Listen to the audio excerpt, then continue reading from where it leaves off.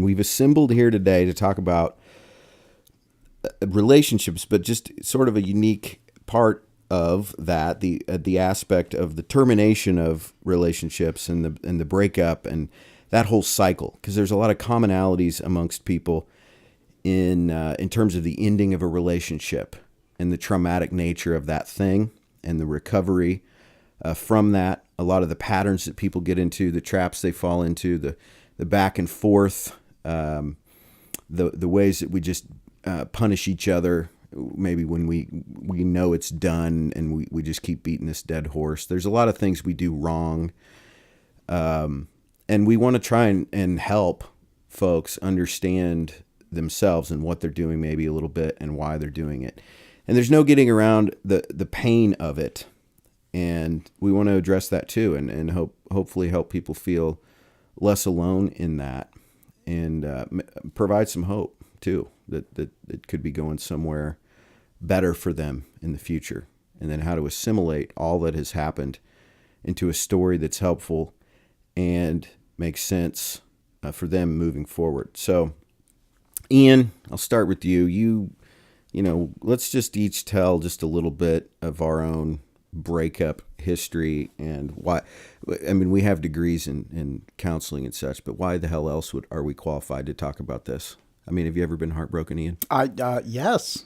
I'm on my second marriage, which is I tell people I can counsel them on marriage counseling because I've done it twice, which makes me an expert. My first marriage was 10 years and it ended very abruptly. Walked in the door, first wife was crying, holding a Bible, and told me she'd had an affair with a friend of ours. And it was pretty devastating, if I'm being honest. This was a guy who I'd fixed his car and assembled, and the affair had gone on for a long time. And what did he do for a living? He was an ethics professor. See, that's just too juicy of a detail to leave out. He was, in fact, my ethics professor. I took his class, and he gave me a B. Right? You know what I'm going to say next. Then he twisted the knife. Right. And he gave your wife an F. He was giving her the D, and he gave me a B.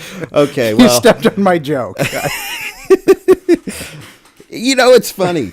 See, and that's the thing, too, right? Looking back on it, it was devastating and super painful. But now you've found some levity in it. Yes. And that I try to convey that, to clients when I'm talking to them. And I'll say at the time it feels like your world is over, like you can't go on. And when you talk to people rationally, most people by the time they've had a breakup have experienced some degree of loss. And they understand that, like watching a glass of water evaporate, you don't see it go day by day, but eventually that glass is empty and there's just a white crust on the inside of the glass if you live in Iowa City. So. Yeah, we have a lot of minerals around here. Yes. A lot of minerals. The minerals of heartbreak is what we're talking about today. So you've had a divorce, check. How about you, Kate? So I'm 30 and unmarried, so that should tell you everything you need to know. I was in a relationship with a guy for 4 years, thought it was going somewhere. Come home one day, just over. Not really for any reason. Kind of like Ian said, you think your whole world's over until you find out that, he's dating all of your coworkers. So water cooler was a little awkward for those first 5 months, but 4 years is a long time, and I think sometimes we have this distinction in our mind that it was just a boyfriend. It's not the same as a husband or a wife, but 4 years is a hell of a long time. A lot of marriages don't last that long. That's exactly what I tell clients. Where really marriage is just a piece of paper. You when you actually get married, you're still the same person that you were in the morning. Right? It's a commitment to the other person, but really you don't have to have the piece of paper to still be committed to somebody in that same way. It's true. There's some truth to that. However, I might add that anything you can do psychologically and spiritually to get people to commit to the notion of never leaving is really helpful when it comes time to solving problems. Do you know what I'm saying?